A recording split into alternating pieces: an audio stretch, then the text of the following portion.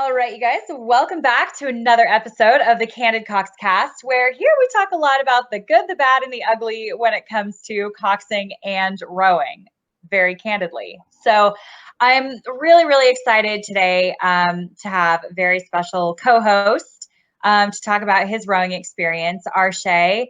I don't want to say too much about you because a lot of this is about you and the transformation about your team and so many things that you have coming out and coming up. So you're so swamped. You were kind enough to come on the show and talk to us a little bit about your experience in this crazy sport that we all get addicted to and can't leave. And if you don't mind, tell us a little bit about just who you are and what you do and what you're up to. Hey, Arshay Cooper, that's who I am. I am a rower. Port, that's my seat. That's the way I roll. That's the way I roll. So I was born and raised in Chicago and was introduced to the sport in the late 90s by a man named Ken Alpart who rowed at Penn. And the sport completely changed my life. I dedicated myself and my life to really introducing the sport to young people who normally wouldn't have access to the sport of rowing. It's very expensive.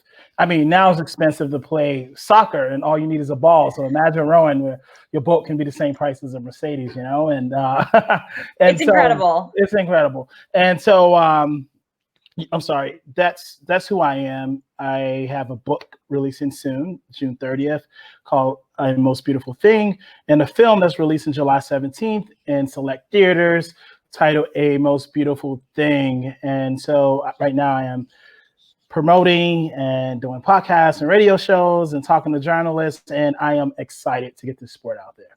Well, I can tell just by your energy that you're so passionate about this, and it's so, I mean, rowing is such a fun thing to talk about. I mean, it's all rowers know how to talk, it's all we talk about is rowing. So it's really great to sort of have that infectious energy. And I want to actually take you back a little bit to Chicago. If you don't mind, just set the scene for us a little bit before you got into rowing. Set the scene. What was Chicago like? What were you up to? You were in high school? Yep. Right? Yep. So I was in high school, Manly Career Academy.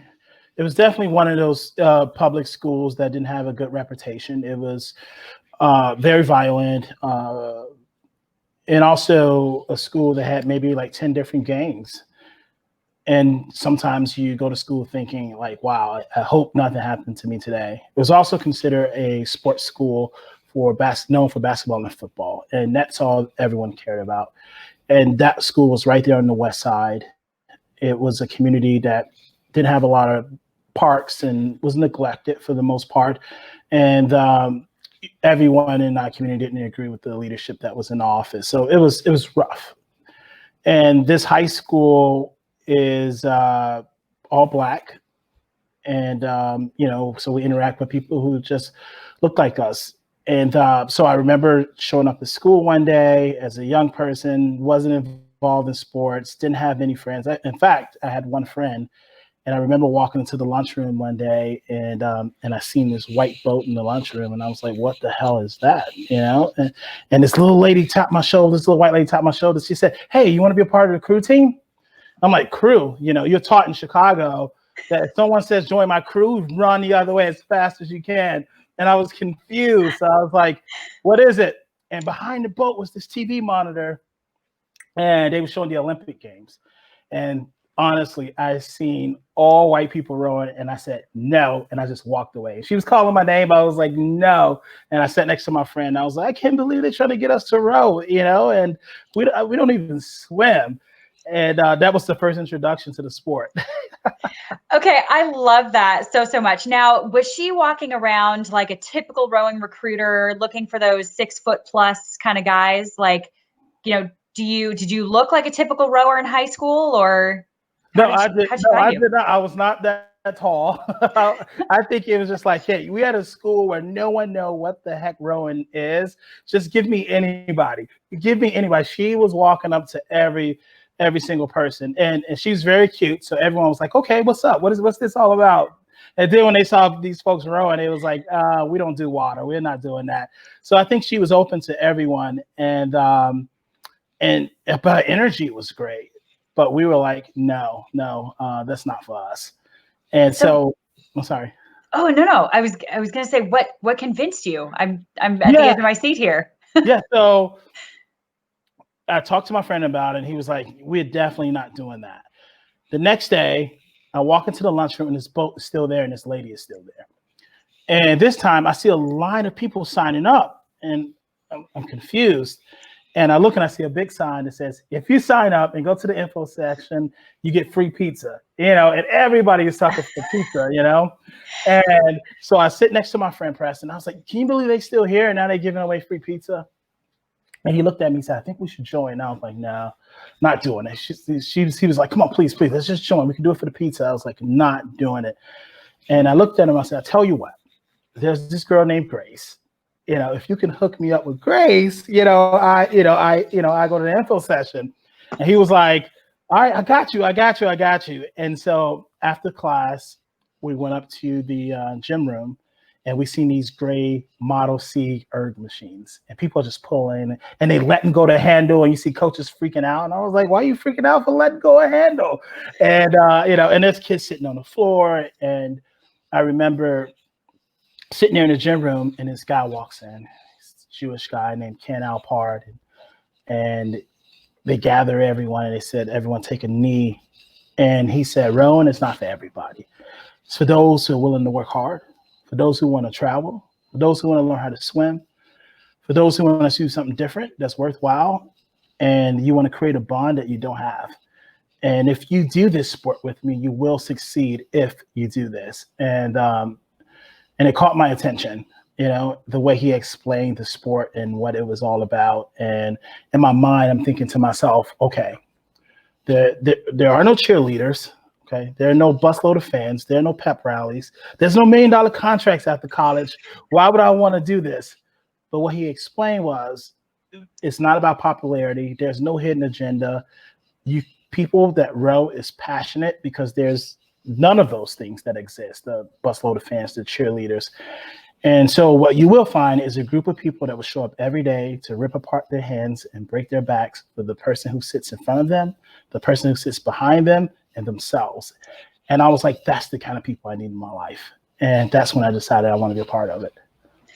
That's absolutely amazing. And the fact that some of you guys were actually convinced to do it with so much reservation. And so how many guys went with you? That day, I think there was like 25 people signed up. That's good. Yeah, that was good. It was 25 people signed up, and it was full. I'm sorry. Oh, no. I was just going to say, leave it to somebody to convince a bunch of boys with food and girls. Yeah. And glory. Yes. And so, yeah, we signed up, and it was crazy because these guys that signed up were from different neighborhoods and different gangs. And one of my friends was like, man, everyone's going to have a lot of knots upside their head on this team, but we wanted to check it out. And I think the thing that really caught our attention too is like the opportunity to travel. A lot of us haven't really traveled or been anywhere. And so that was one of the key factors. And so looking down the road a little bit, you've chosen this path to join the team. What do you think, because high schoolers are so impressionable and so much happens in that time in a person's life, that what do you think things would have looked like if you had said no? If you what was the path that you were on before saying yes? Okay. Number one, definitely getting more and more chubby. Eating bad food. And that's number one. My cheek was growing by the day. So number one, that, number two, not having any friends. I was a loner. I didn't trust anybody. I didn't depend on anyone. I didn't have anyone to depend on me. So I don't know what life would have looked like if I didn't join crew. And I wasn't good enough to be on the basketball team. I didn't really like football. I didn't like the way it made me feel. And, and not just having mentors in my life and a coach that thinks about me and just want to talk and wants to just be able to use his life as an example for us to follow. And I was missing all those things. I was And so I credit the sport for helping me cover all those things that were missing in my life. It sounds like you were pretty self-aware, like you knew that those were voids that needed to be filled in your life and within your friends group. Yeah, and I knew what was missing by watching TV shows. I would watch TV and like, A Different World or Family Matters or Fresh Prince of Bel-Air and watching Great those shows. Yes, Who watching doesn't love those. Fresh Prince? Yeah, watching those shows, I realized a lot was missing. Just being a Black person who grew up really poor and watching TV shows of successful Black families was like, okay, this is what's missing. I don't know how to get it, but I think maybe some of these opportunities will help. And maybe what this guy is saying is for real. Now, this is what gets really fascinating to me. So I want to know next what your first day of practice looked like, but I'm so interested to hear how these, I don't know if you would call them frenemies, rival gang members are coming together. I mean, day one, you're going to have these ideas about each other. And eventually, being on a crew team, as rowing teaches us all, really, that you learn things about each other as you start to become a team. So that's really what I'm hoping to take away from this. Yeah. Start with that first day of practice. What was that like? Do you want to? Okay, the first day of practice was erg machines, but the first day on the water was different. Which one do you want to know? Okay.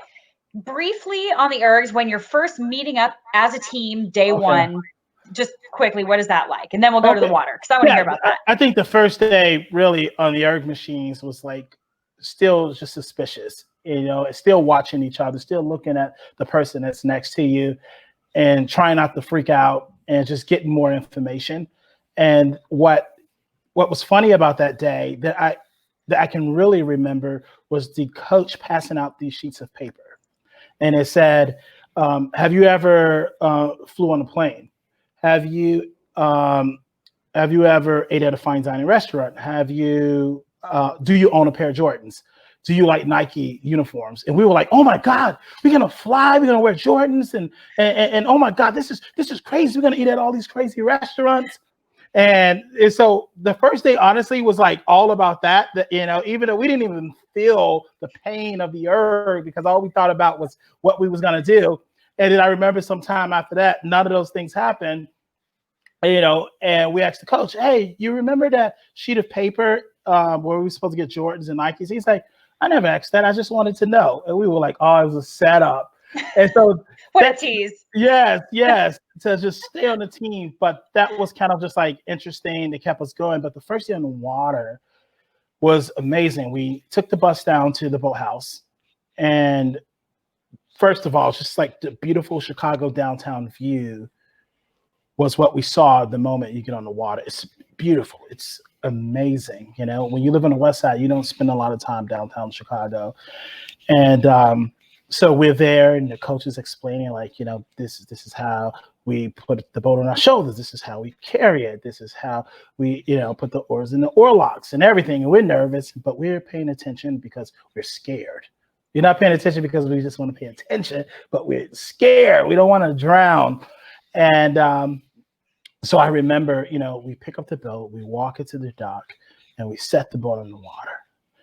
And everyone's freaking out. One by one, we get on the boat, and everyone is scared. And the coach said, we're going to push off, and no one will push off. And I remember yelling, hey, we deal with like craziness and gunshots all day long. You're afraid to like push out into the water. And everyone was like, shut up, that's different. So our coach, gave us a little bit of confidence, and he pushed us off in the water. And honest to God truth, no one, he was like, bow pair, take some strokes, and no one will take a stroke. No one took a stroke. We wouldn't move. And was one guy on our team started crying. He was like, I can't do this. I can't do this. And everyone started freaking out once he started crying. And they actually guided us back in, and we didn't row the first time on the water. And I felt so like crushed because I can see that my coach was a little disappointed that we wasn't able to do anything. But that was the first day on the water. We were terrified. But the second time was different. The second time we went back out there the next day, and we had a little bit more confidence. We had a good speech, and we went out there, and bow strokes, finally started taking some strokes while everyone was working on balancing the boat. You know, it was a little crazy. But I remember just moving and just looking up at the Chicago view, and you didn't hear anyone but the voice of the coach, because the coxswain was new at the time as well, and how she was just guiding us through this process. And there was no gunshots. You didn't hear no police sirens. There was no bullying. There was no craziness. It was just one voice, one sound, and the sound of the blade hitting the water. And it was special, I think, for all of us.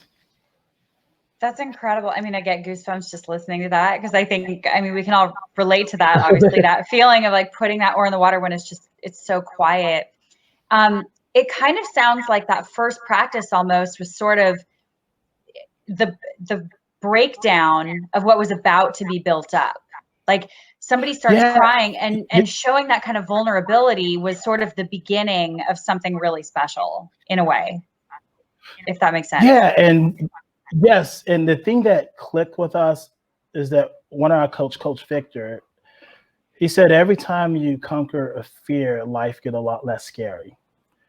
And so if we can just get through this one fear, we are able to move on to the next part, and to live a life with no fear is something that we all wanted. And so that made sense for us.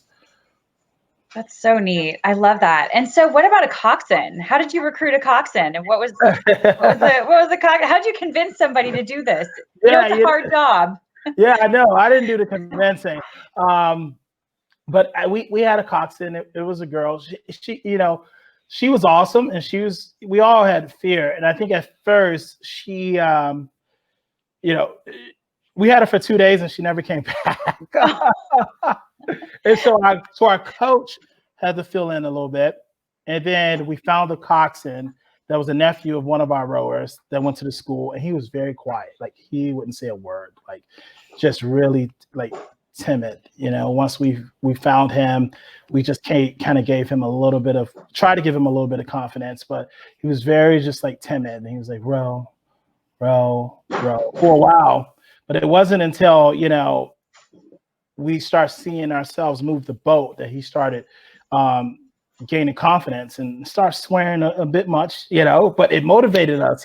And he's getting a little too fired up there. Yeah. But you know what? Like, coxswain helped him. Being a coxswain helped him find his voice. Like he was that guy who was, you know, who knew that he would never be tall enough to dunk a basketball or strong enough to throw a baseball. But if I can lead people to win, if I can lead people to move together, you know, that was winning for him. And it gave him just a lot of confidence. He became strong, and he became, you know, a powerful brother on our team.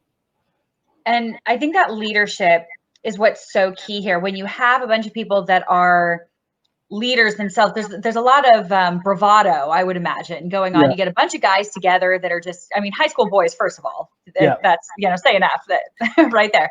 But then you guys already had these preconceived notions, you know, against each other in separate gangs, different friend groups. When you start to come together, who starts to emerge as a leader? Do you have people starting to step up in different ways and become leaders on the team? Yeah, you know, and it was most of those guys who were probably leaders in their clique, you know. Yeah, those were the leaders. I was the captain, you know, for sure. For me, it was the demonstrating the lessons we were learning in the boat. So the first lesson, don't do the work of 8 people, find 8 people to do the work, and you'll get there much faster. So when we at the boathouse and we need to clean up and put stuff back together, hey, I can't be the only one doing this. We need everyone to do it. You know, to be able to just be flexible in the boat to move effectively and be able to go all the way up to the catch and be flexible outside of the boat. Meaning when practice changed, I was the first one, or we switched a date, I was the first one to say, let's do it. I'm ready to make the changes. Of course, I would do it. I'm all in. So all these lessons that you learn in the sport or in the water, I use those same lessons outside of the boat, and I learned from the sport. And I think that's kind of what made me the captain and the leader, and other people started demonstrating the same thing. So, but we all were leaders, and and we all took it serious at one point. And I think that was the start of leadership for all of us. But it was me understanding that I wanted to be more like my coach. I wanted to sit on his shoulders and see what he saw. And I did those things. And I wanted to be the first one there, the last one to leave. And I wanted to leave the place always better than I found it. I wanted to show up and be a better person than I was that morning, a better rower than I was that morning. And it was just really, long story short, everything we learned in the boat, you take it outside of the boat, and that created great leaders.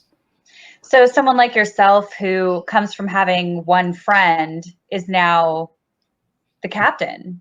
Yeah. You're leading. How was that for you? That was scary. I was like, these dudes ain't gonna listen to me. Like, I wasn't in the game. I was like, they're not gonna listen to me? They probably like beat me up or something. If I was, hey, do that. We need you to do that. I was scared, but they looked at my work ethic. I had a very good cardio in high school, and I didn't give up. And I understood what the sport was about. I researched, and I think they respect the work ethic more than anything. They respected my condition. They respected how I handle myself, and I think that won them over. Like I want to be like that person. And those who had trouble and had issues or problems on the team, I took the time to talk to them. I took the time to help them, and people saw that and gravitated towards that. Yeah, that's what I was thinking. Initially, too, were there any conflicts or, even little things off the water if someone puts oars away the wrong way? Did that start any fights or arguments, or did they sort of have to learn to be around each other all the time? Yeah, I think, before we raced, it was always conflict. It was always, you're not doing it right. Someone was always in your business, or you suck, or you garbage. You're never going to be good. It was a lot of that until a lot of blaming. A lot of blaming. Like sort of blaming. Yes. Okay. Until our first race, when we showed up at the regatta and all the coaches were white, all the competitors were white, the volunteers were white, the refs were white. Everyone was white except us. And we were alone together. And so that's when we figured out, listen, we in this together. It's only us. It's just us. And we have to get along. And we have to pull for each other to make it through. It's almost like in a time in the 60s when in 50s when there was war, the war was happening, and we were living in a country that was so segregated, and they left the U.S. to fight in war. They had to get along because it was just them. And they had to pull through together to survive, to win. And that's how it was for us. And we realized that, that we're the only ones here right now, and we're going to pull for each other. We're going to respect each other. And then there was those long road trips, those bus rides where we got a chance to know each other and start asking each other a lot of questions. And the coach started incorporating icebreakers in our practice, conversations. How was your day? What was the most difficult part of your day? And we would rotate and talk to each person on the team. So that kind of helped us bond. And would you say that maybe that race was the first time that things really clicked with an entire team, like with all nine? We actually did that first. We actually did a 4, and everyone else set out. But they were there, and we lost so bad. Meaning, like, we ran into a brick wall. Oh. Yes, that was bad. We ran into a brick wall our first race, and I think the port side was just way too strong because we were just turning the boat. And well, if you're in there, I mean, of course. And we lost, and it was embarrassing. And this guy kind of talked to us a little bit after. And when you win together, it's a lot of pride and a lot of glory, and it's good, and you're excited. But when a team lose bad, and you share the same pain and you hurt the same way, that kind of brings you closer as well. That for the first time ever, we shared the same pain, and we know what it's like to lose. And if we want to do this again, we got to get it right, and what we need to do to get it right is trust each other, learn from each other, and show up. And that's when the real bonding started. So you think that was sort of a turning point, sort of an all is lost moment in a way, when you're like, okay, something either needs to change, and the only way to do it moving forward is, like you said, trust each other and come together, or it's over. Yeah, absolutely. Absolutely. There's one way forward. Way forward. That's it. Backwards. Backwards. Yeah, absolutely. And so did you lose any guys then? Are you losing guys at this point? Are you getting more interest in the team, or what is the team dynamic starting to look like? Are you starting to get your core group together at this point? We actually started working on our core group. We definitely lost guys because it was, it was a hard practice. There was no, like I said, there was no fans, but it was good. Like, it was almost like we were being molded into that perfect team. And to do that, we had to get rid of the folks and the things that wasn't working. And we started our core group. But that's what happened. The harder the practice, the more that was required of us, which was taking entrepreneurship classes. That was a part of our program, and we all had summer jobs working with kids. It was a lot of requirements, and when requirements are placed upon you, only those who have true passion begin to stick it out. You know what I mean? And so that's exactly what happened. Yeah, that's what the discipline part interests me as well, because I imagine, and again, this is where I need to be educated as well. I imagine that kids coming from that sort of home life or background or gang or whatever it is, don't necessarily have the discipline that rowing sometimes requires, whether it's showing up on time early in the morning or bringing all your equipment to practice, just all the things that go along with rowing. And so did you start to see a change in how the team acted off the water as well as you got more disciplined on the water?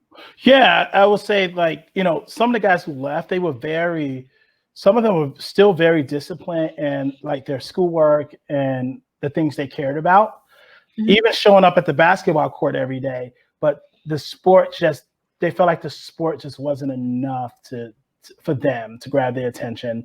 I want to play ball. I want to play football. I want to make $1 million after college. I want to take care of my family. So, it was just really a lot of also that, it just wasn't fun enough. And I don't want to say that they didn't have discipline, and some didn't at all. They were just like, forget that. I'm not working that hard every day on the water. You know what I mean? I am not doing that. And so we definitely lost those guys too. But for those who stick, it was the ones who really put in the work individually and saw their bodies change. They saw their mentality change. Their focus was very different.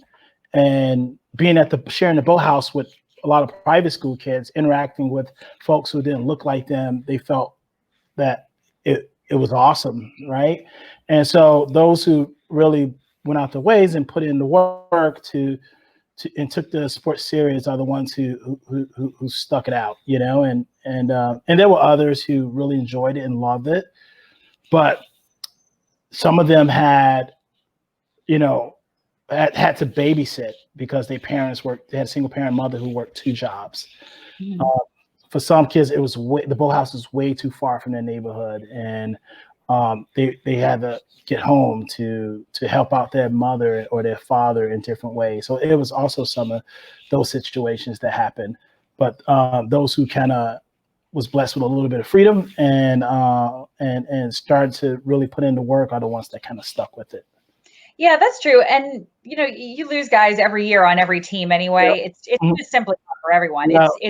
It's too emotionally taxing, financially taxing. Like it takes a lot to be involved in it, and the reward is very high, but it's also just it rips your hands up, and it's early sometimes, and it's and you have to eat a lot more food, and there's a lot that goes with it. So I know, I can't even grab my own soda, man. I can't grab my own soda. Look at my hands. You can't even wash your hands anymore. I mean, I confess I'm a coxswain, so I don't have, but I have rowed singles. I've rowed before, and it's, man, Yeah. it's brutal. Do you remember that first time that you got some blisters, and you know, what did that feel like when you were like, what did I sign up for? What is this? Yeah, I never even had blisters. I was like, there's these bubbles that's on my fingers. What, you know, like, do I bite it? Do I put, you know, do I put Vaseline? Like, what is this? You know?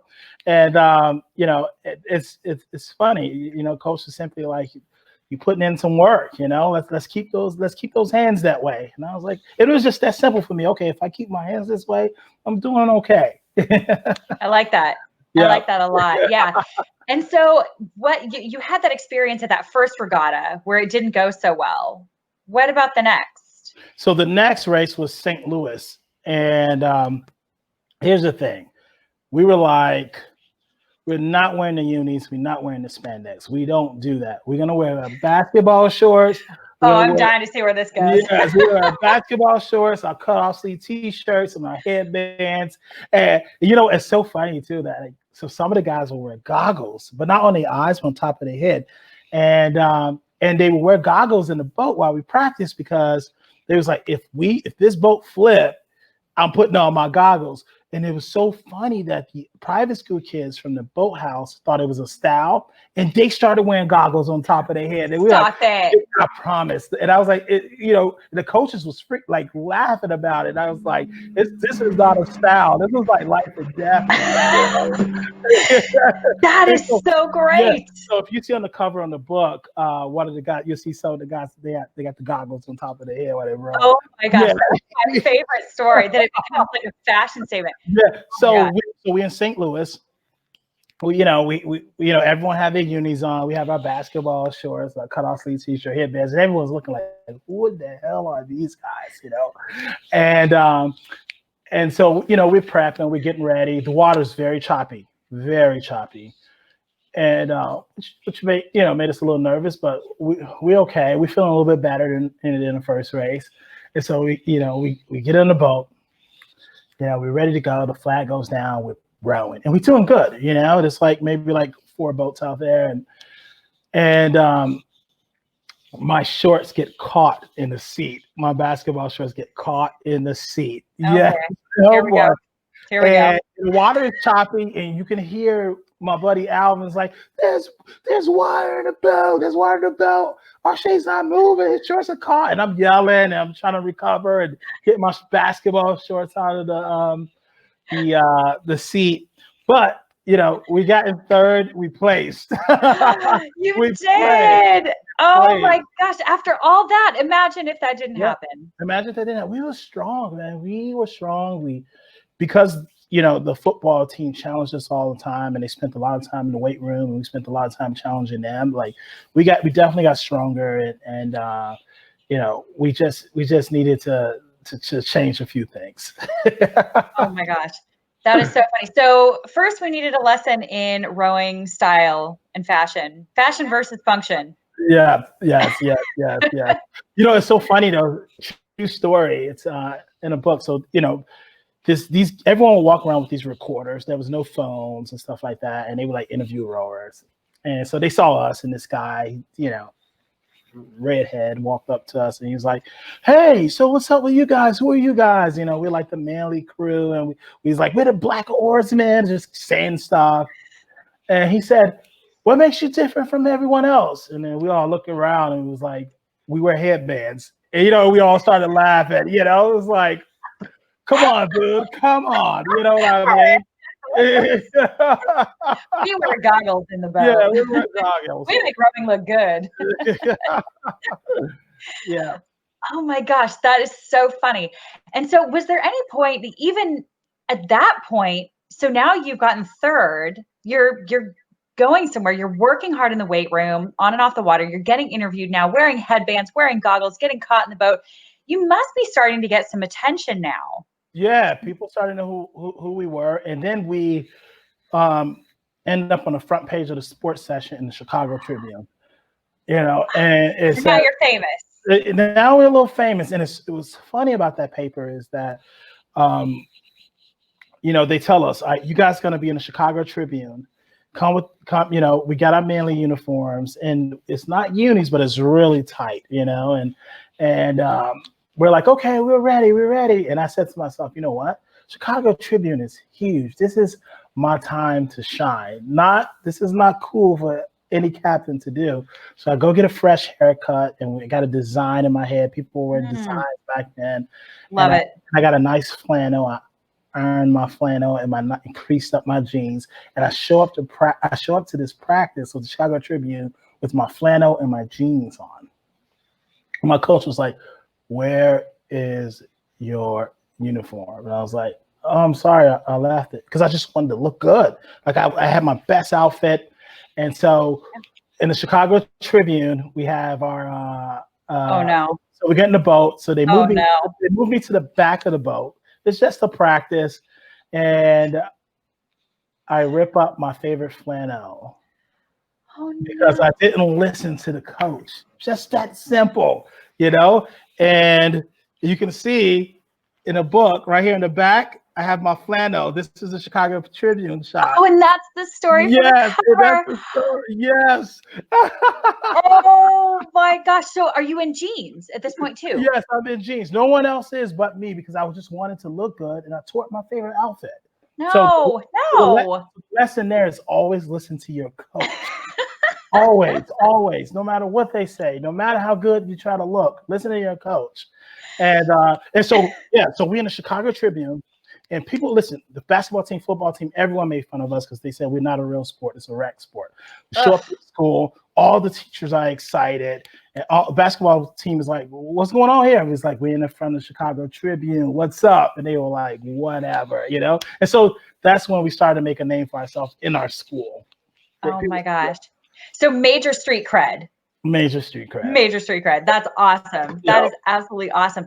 And so did you ever start to think too at this point that maybe you're starting to fill a void here that just isn't in the sport? I mean, at this point, now that you're getting involved in the sport a little bit more, you're going to more races, you're seeing what other teams are like.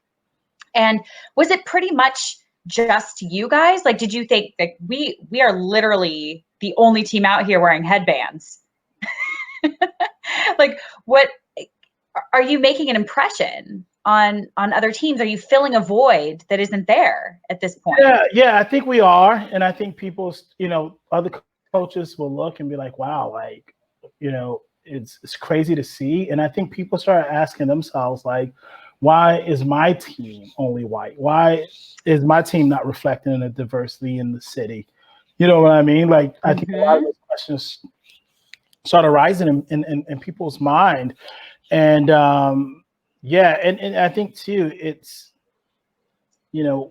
again, we shared the boathouse with a lot of private school kids who had really nice boats, well-funded team, the best coaches. And, that's where, and we didn't have the best equipment, and that's where we wanted to be. And we worked hard to get there. And I think, folks was noticing that, we were showing up, that we didn't, at some point that we wasn't getting rides like the private school kids, that we had to take 2 buses to get all the way to practice. And it took a while to get back home from practice, and we had a lot to deal with. And some of us was working jobs on the weekends that we weren't racing. And it was tough for us. And I think some adults noticed that. And so we were starting to get respect in that way. That's incredible. And so at these other races, what did other teams treat you like that maybe weren't at the same boathouse as you? So all these new teams that you were seeing. It was mostly stares. It didn't speak. No one really spoke to us. But one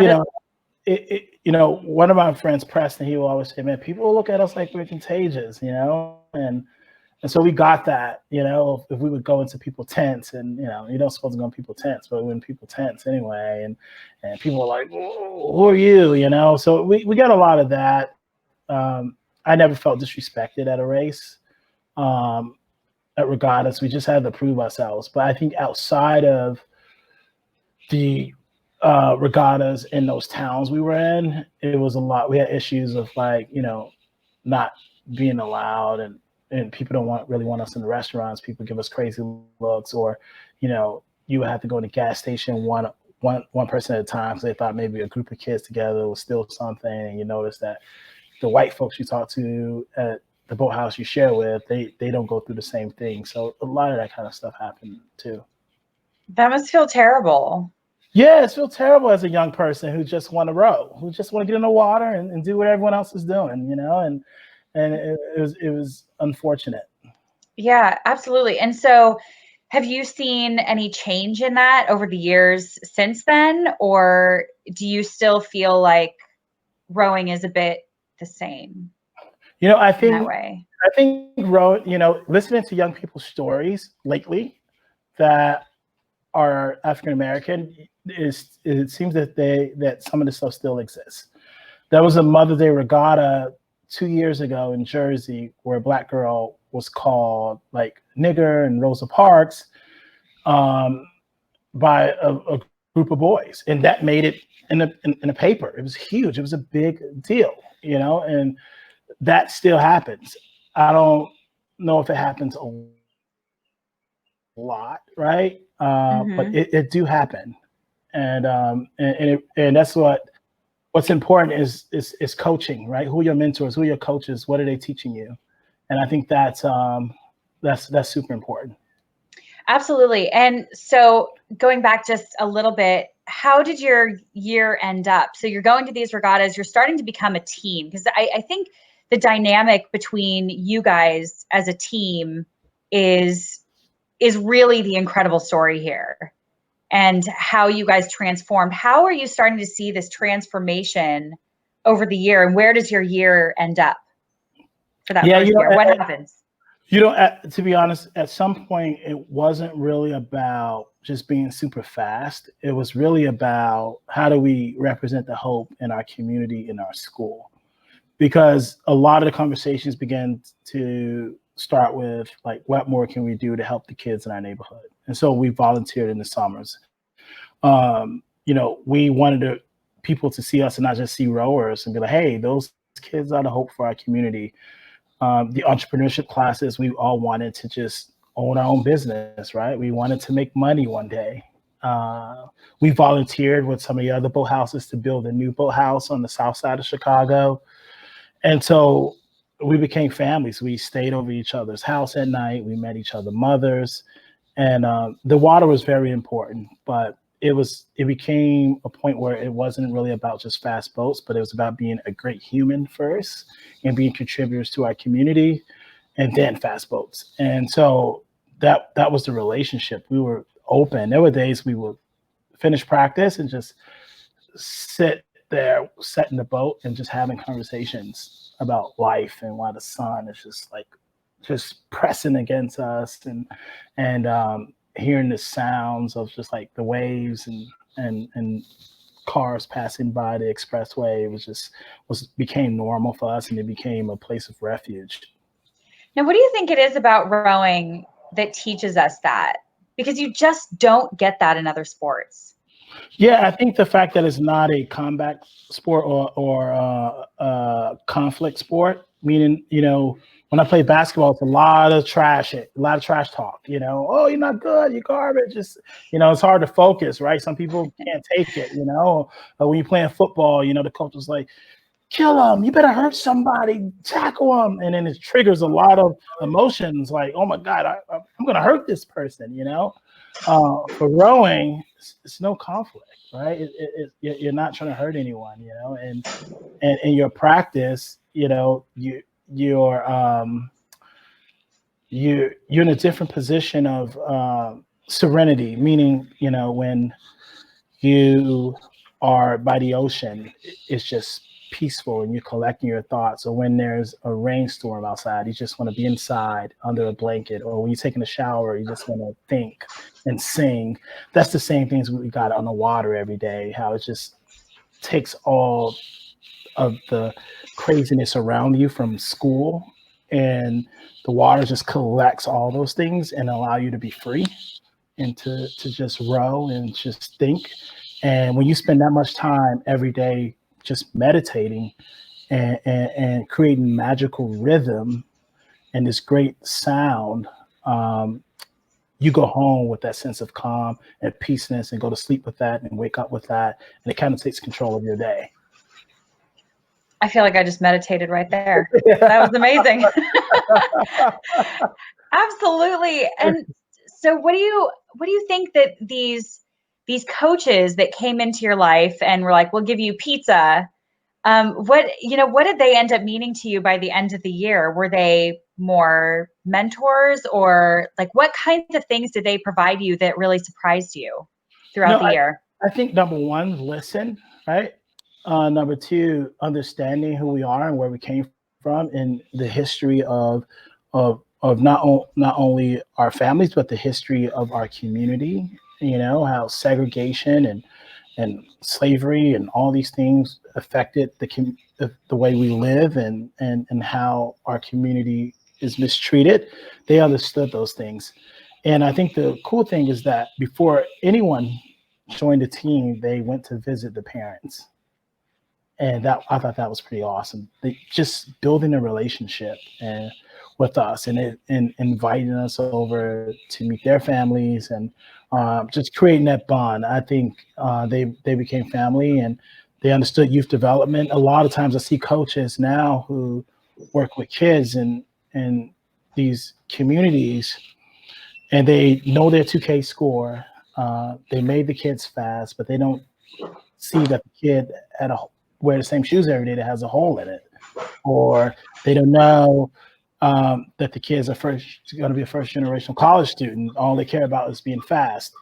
And so it's very important to understand just who the kid is. Simple things like who cut their hair, what's your favorite show, what's your plans outside of rowing, what's the vision for yourself in the sport, and what's the vision for your life outside the sport. And that's what our coaches embraced. Yeah. And do you think that because this was so successful, how these coaches did this, that we should try to incorporate more of that in at least U.S. rowing? I mean, hopefully world rowing, but we can only do what we can here in the U.S. Do more people need to be doing this? I mean, it sounds like a life-changing Yes, absolutely. project. I mean, I have white coaches who are reaching out to me every day who maybe have 2 young people of color on their team, and they're like, I don't know how to have this conversation.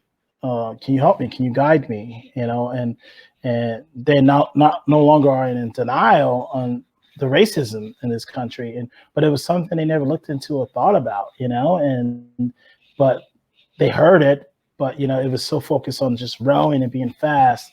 And I think when you have a diverse team, it's very important to understand the importance of learning from each other. Like diversity is not we all bleed red and we all the same, we all alike. Diversity is like, no, we celebrate each other differences in culture, right? And understand each other to move forward. And I think that's important because people come with different experiences and different tragedies in their life, and they come to rowing for different reasons. And I think it's really important to understand, why are you coming to this sport? And I had a young girl say, hey, I haven't cut myself in 2 months since I started rowing. It changed my life. And so people come for different reasons. And sometimes, coaches can be so focused on goal that we forget why they're there. And although they're helping us get there and helping us get that goal, but it's important to know these stories.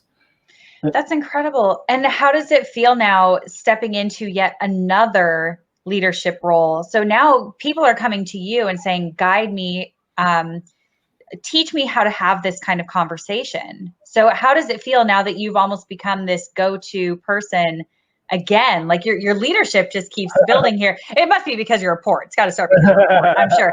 And build from there. But how does that feel? I mean, it feels great. It's tiring, but it's a calling, right? I think it's what I'm called to do. And it shows me that people are moving towards change, right? They're moving towards understanding. And, that, we don't want, I just don't want people to see this sport as a rich white sport. and that's what it is. But, every sport started off, you look at the history of sports in this country, just this white sport. And then, when it made change and diversity was there, the sport started to make a significant impact in the world. And I think now coaches are starting to think about this. I think it's important, and it really helps us. Like, the sport is not mainstream, but I think it's great. There's a kid that was in Stockton who lived in the projects, and he would ride his bike 40 minutes to the boathouse every day because he just loved it. And he lived with his grandmother. Parents wasn't around.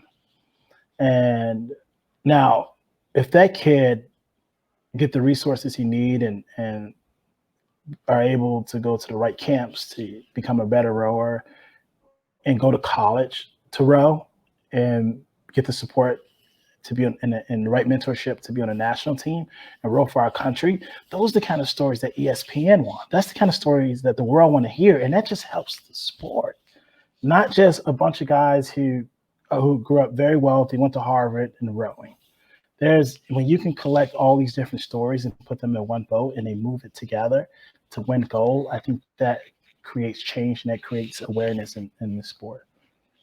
Absolutely. And speaking of that, I've heard so many people say now during just these crazy times that we're living in, trying to make change. Some of us, really want to make change, but we don't necessarily know how. And what some people have been saying is it's really the PR and the publicity of the sport and those kinds of stories that help create change. Yep. And what do you think that the sport needs as a whole, before I ask a little bit more detailed question about that, what does the sport need as a whole, in your opinion, that can actually start to enact that change, or at least bring this issue to light where we can encourage more kids like this kid in Stockton to keep rowing?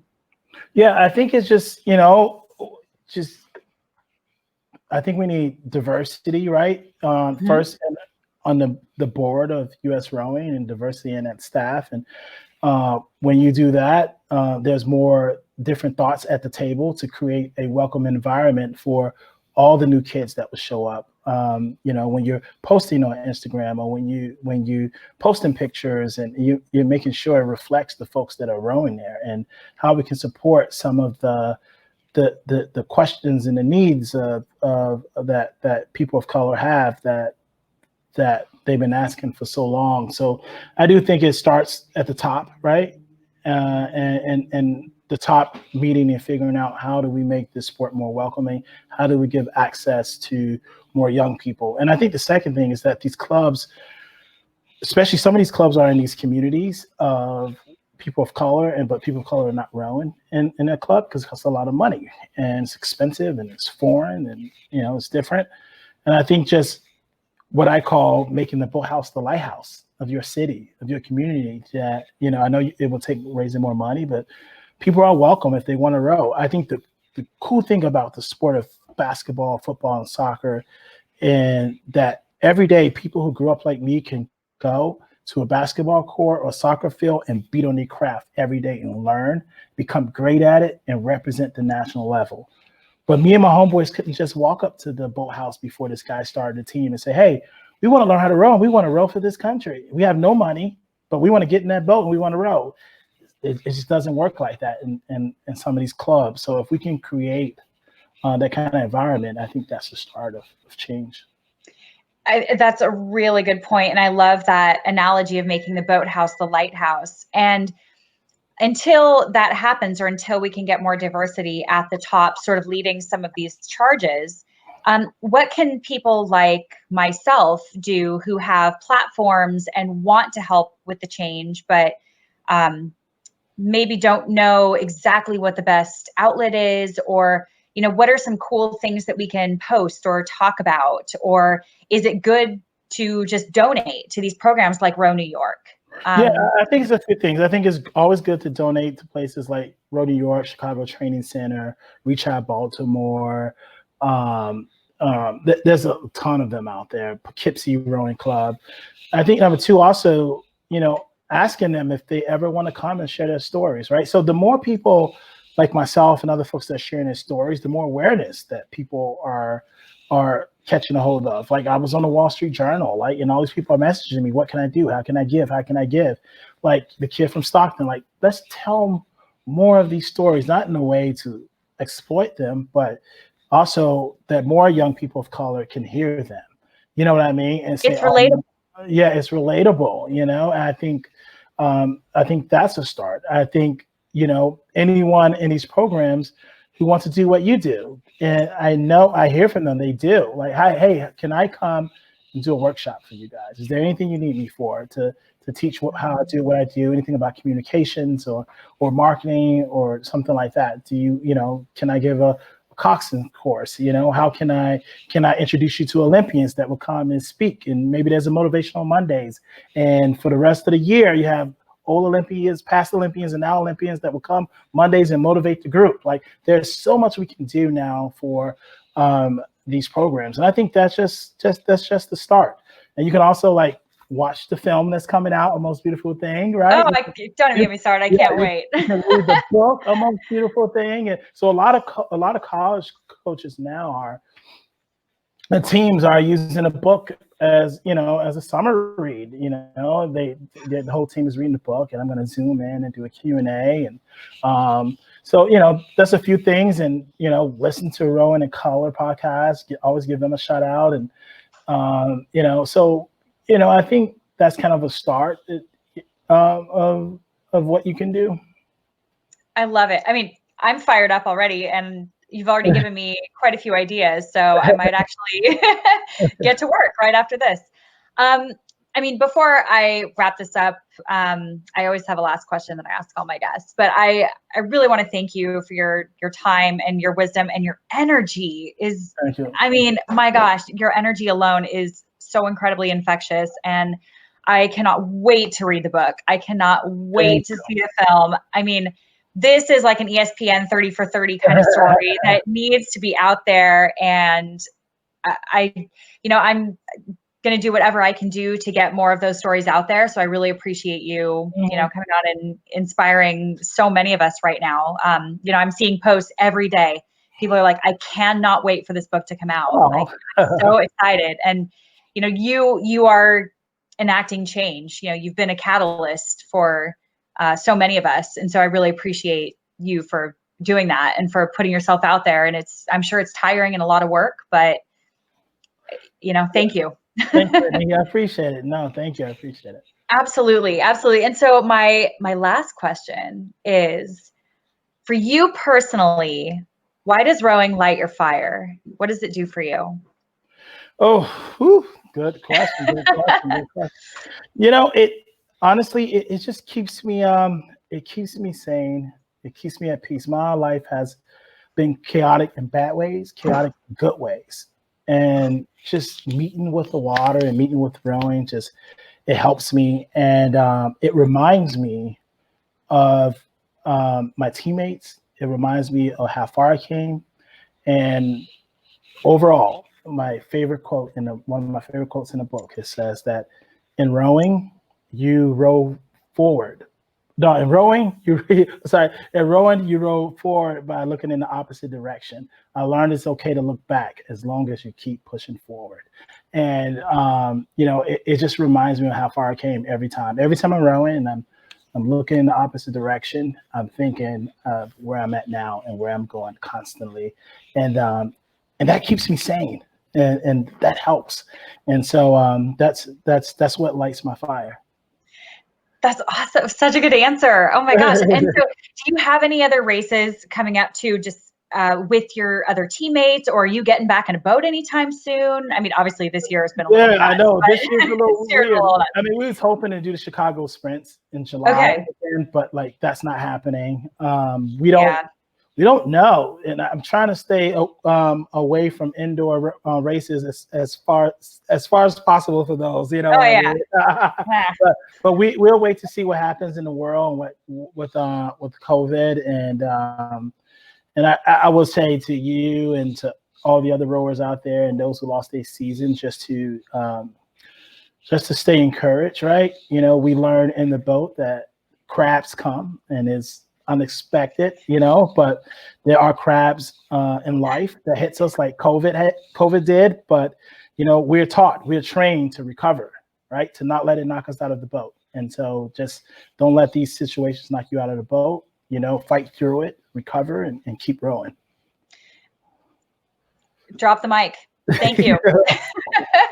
That was absolutely perfect. And again, thank you so much for your time. And just to wrap up, give me a couple places that we can kind of follow you and look out for the book. Yeah, so you can follow me on Instagram on the Arshay Cooper, or Twitter on the Arshay Cooper. The book, again, A Most Beautiful Thing, released June 30th on Amazon, Barnes & Noble, so your local bookstore, and the film July 17th in select theaters. So just kind of look on my social media for more updates, and thank you again. Thank you. And now we all know the story behind the cover of the book, which it is so much more cool now that I know the story behind the flannel. People are like, what? They rowing flannels? Yeah, they wrote flannel. Wow, goggles on their head, flannel. Am I missing something? Like the new thing. Well, again, thank you so much. And listeners, definitely give this a follow. Go see the film, grab the book, highly anticipated. And I really, again, can't thank you enough for taking the time and energy to do this and for telling us your story and just keeping us encouraged through a time of no rowing. So to everyone else listening, thank you again, and we will see you next time.